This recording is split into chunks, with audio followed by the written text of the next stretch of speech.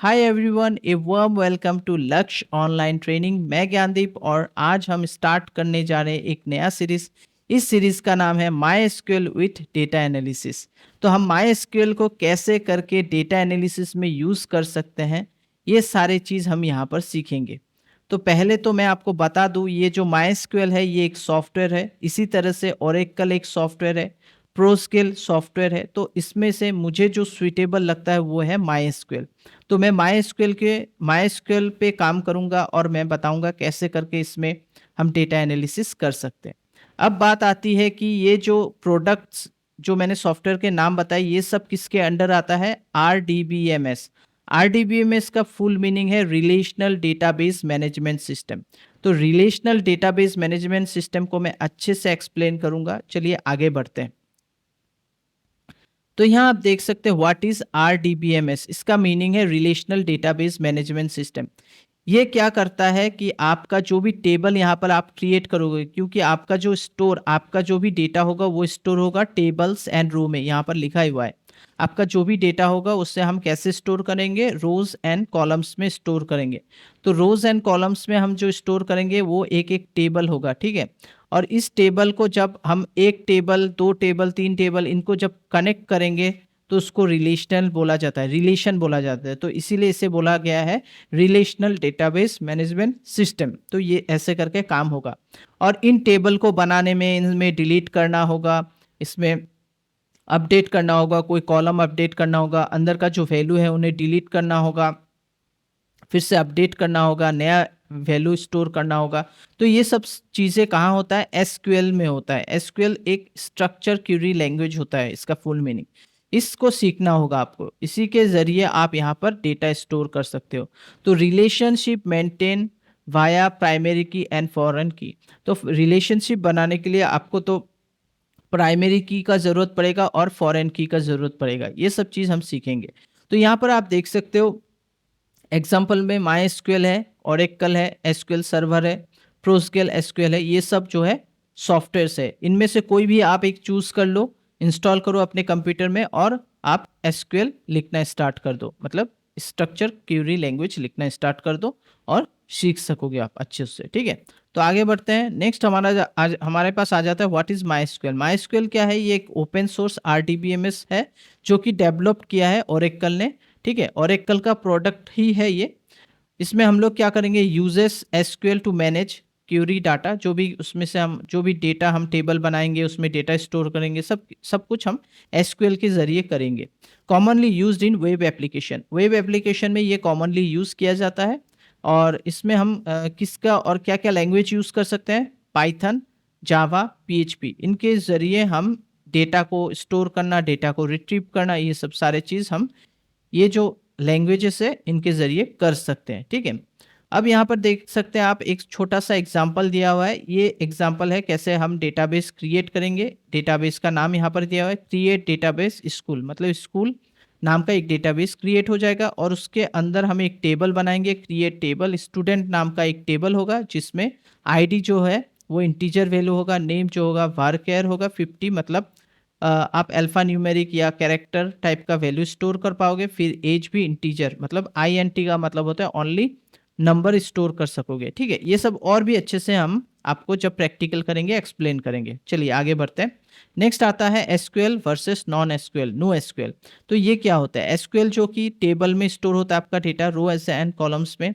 Fixed schema होता है, ठीक है। इसमें फिक्स्ड स्कीमा होता है, इसमें कोई चेंजेस नहीं होता है।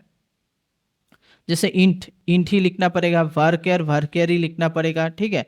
तो जब टेबल आप क्रिएट करोगे तो ये सब स्कीमा आपको याद रखना पड़ेगा। वर्टिकली स्केलेबिलिटी, ये काफ़ी मतलब वास्ट आप कर सकते हो, बड़ा कर सकते हो। तो इसमें हम लोग कोई भी सॉफ्टवेयर यूज़ कर सकते हैं, माई या प्रोस्केल या फिर ओरेकल, जो भी इच्छा आपका, ठीक है।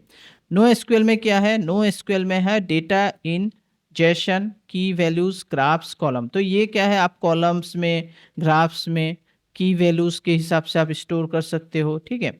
तो मतलब इसमें कोई आपका स्ट्रक्चर नहीं है। यहाँ पर जैसे आप स्ट्रक्चर हिसाब से रोज एंड कॉलम में स्टोर करोगे, यहाँ पर ऐसा कुछ नहीं है। इसमें कोई रिलेशन भी नहीं होगा, आप कोई रिलेशन भी नहीं बना सकते इसमें। ये फ्लेक्सिबल स्कीमा है। तो अपने हिसाब से आप मतलब यहाँ पर चेंजेस कर सकते हो, कुछ भी कर सकते हो। अगर आपको ग्राफ बनाना है, ग्राफ बना दिया, कॉलम्स में डेटा रखना है, रख दिया। की वैल्यू कर सकते हो, की मतलब कोई नंबर को आप ऐसे की समझ के वैल्यू स्टोर कर सकते हो, तो ऐसे करके आप यहाँ पे स्टोर कर सकते हो, ठीक है। हॉरिजेंटली स्केलेबल, हॉरिजेंटली ये स्केलेबल है, और यहाँ पर ये, लेकिन ये लार्ज डेटा स्टोर के लिए ये पॉसिबल नहीं है। अगर आपको लार्ज डेटा स्टोर करना है तो आपको एसक्यूएल ही यूज़ करना होगा, आरडीबीएमएस ही स्टोर, आरडीबीएमएस में ही स्टोर करना होगा, ठीक है। तो यहाँ आप देख सकते हो मोंगो डीबी, कैसेंड्रा, ये सब जो है, ये सब है इनका एप्लीकेशन जहाँ पर आप काम कर सकते हो। जो बेसिक डिटेल्स था मैंने आपको अच्छे से बता दिया है। अब हम चले जाते हैं माई एसक्यूएल को इंस्टॉल करने का प्रोसेस कैसे होता है वो मैं बताता हूँ। चलिए, तो इसके लिए हम क्या करेंगे, यहाँ पर मैं चला जाता हूँ गूगल पे। गूगल पे आपको कुछ नहीं करना है, बस यहाँ पर आपको लिखना है माई एसक्यूएल। माई एसक्यूएल लिखेंगे, बस यहाँ पर क्लिक कीजिए और यहाँ पर आपका देखिए ये आ गया। यहाँ पर जस्ट क्लिक कर दीजिए आप। यहाँ पर अगर कोई ऑप्शन नहीं आ रहा है या आपको कंफ्यूज लग रहा है कि कहाँ से मैं इंस्टॉल करूँ, तो बैक कीजिए। यहाँ पर डायरेक्टली आपको डाउनलोड ऑप्शंस मिलेगा, डाउनलोड माईएसक्यूएल वर्कबेंच, ये भी हमें ज़रूरत पड़ेगा, तो हम इसको ही क्लिक करते हैं।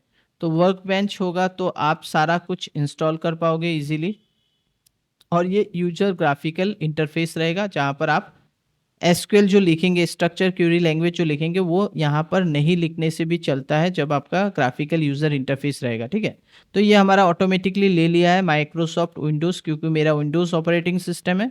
और यहाँ से बस इसको पहले डाउनलोड कर लीजिए, विंडोज़ ये इंस्टॉलर, MSI इंस्टॉलर, इसको जस्ट ही आप क्लिक करेंगे तो ये इंस्टॉल होना स्टार्ट हो जाएगा। No thanks, just start my download, ये आप क्लिक कर दीजिए, साइन अप करने का ज़रूरत नहीं, इंस्टॉल होना स्टार्ट हो जाएगा।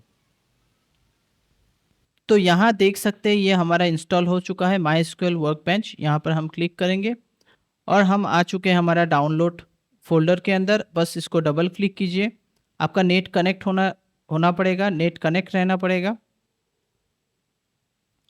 अब हम यहाँ पर नेक्स्ट करते हैं और ये आपका सी ड्राइव में बाय डिफ़ॉल्ट इंस्टॉल हो जाएगा। आप चेंज कर सकते हो आपके हिसाब से। नेक्स्ट कीजिए और यहाँ कंप्लीट कस्टम, तो आप कंप्लीट कर दो, नेक्स्ट कीजिए और इंस्टॉल कीजिए। तो यहाँ पर आपका क्या हो जाएगा, ये इंस्टॉल होना स्टार्ट हो जाएगा। यस कर दीजिए और मेरा ऑलरेडी इंस्टॉल है। मे बी मेरे को कोई देखिए ये रिमूव कर रहा है कुछ फाइल्स को, ठीक है, क्योंकि मेरा ऑलरेडी इंस्टॉल है। देखते हैं ये आपके अपडेटेड वर्जन भी इंस्टॉल कर सकता है।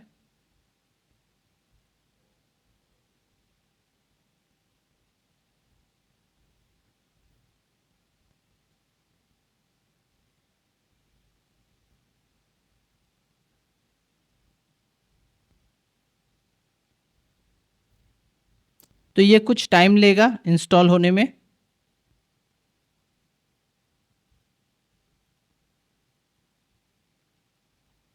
तो यहाँ देख सकते हैं हमारा ये इंस्टॉल हो चुका है। Setup has finished installing MySQL workbench 8.0। तो मैं फिनिश कर देता हूँ एंड इसको क्लोज कर देता हूँ। इसको भी मैं क्लोज कर देता हूँ।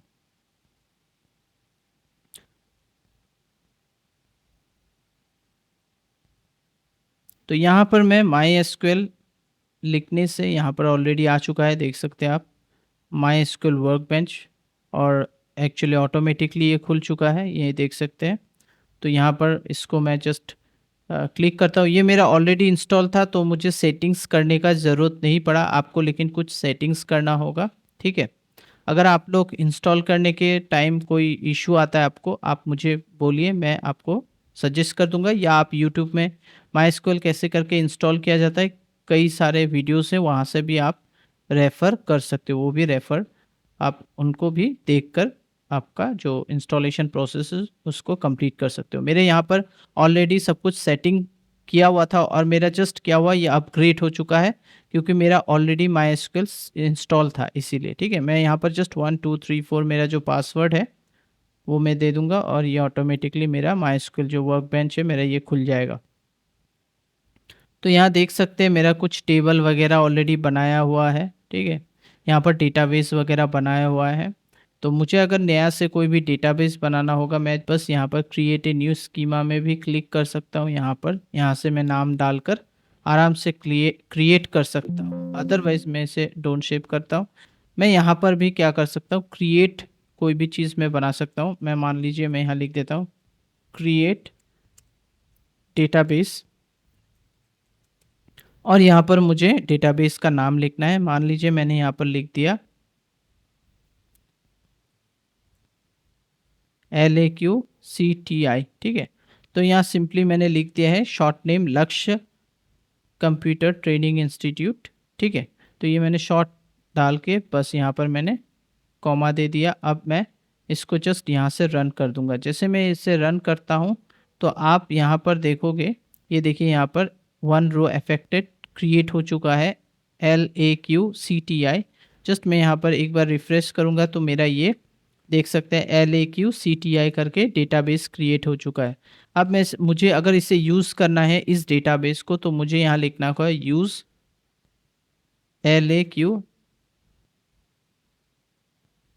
LAQCTI। ये मैं लिखूँगा, कॉमा डालूँगा और रन करूँगा। तो देख सकते हैं आपका ये मेरा यूज़ हो चुका है, मतलब मैं अब इसके अंदर हूँ और यहाँ पर मैं टेबल बना सकूँगा। तो आज के लिए इतना ही, कैसे करके हम इंस्टॉल करते हैं हमारा जो MySQL को।